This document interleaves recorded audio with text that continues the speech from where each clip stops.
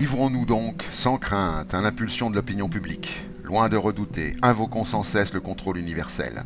C'est la sentinelle incorruptible de la patrie, c'est le premier instrument auxiliaire de toute bonne constitution. C'est l'unique surveillant, le seul et puissant compensateur de toute constitution vicieuse. C'est le garant sacré de la paix sociale avec laquelle nul individu, nul intérêt, nulle considération ne peuvent entrer en balance. Nous avons brisé la tyrannie des privilèges en abolissant ces pouvoirs auxquels n'avait droit aucun homme. Nous avons mis fin au monopole de la naissance et de la fortune dans tous ces grands offices de l'État, dans nos églises, dans nos armées, dans toutes les parties de ce grand corps magnifique de la France. Nous avons déclaré que l'homme le plus humble de ce pays est l'égal des plus grands. Cette liberté que nous avons acquise pour nous-mêmes, nous l'avons affectée aux esclaves et nous confions au monde la mission de bâtir l'avenir sur l'espoir que nous avons fait naître. C'est plus qu'une victoire dans une bataille, plus que les épées, les canons et toutes les cavaleries de l'Europe. Et cette inspiration, ce souffle pour tous les hommes, partout, en tout lieu, cet appétit, cette soif de liberté, jamais personne ne pourra l'étouffer. Si je jette, messieurs, un regard attentif sur la classe qui gouverne, sur la classe qui a des droits, et sur celle qui est gouvernée, ce qui s'y passe m'effraie et m'inquiète.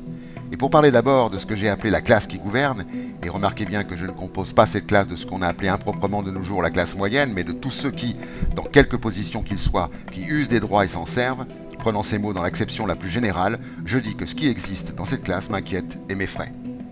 Ce qui j'y vois, messieurs, je puis l'exprimer par un mot. Les mœurs publiques s'y altèrent, elles y sont profondément altérées.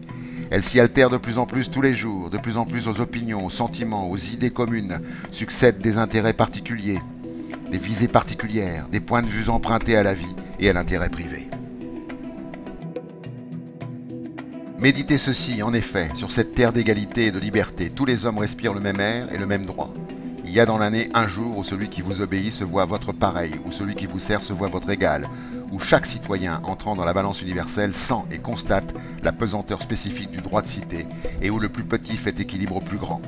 Il y a un jour dans l'année où le gagne-pain, le journalier, le manœuvre, l'homme qui traîne les fardeaux, l'homme qui casse les pierres au bord des routes, juge le Sénat, prend dans sa main, durci par le travail, les ministres, les représentants, le président de la République et dit « La puissance, c'est moi ».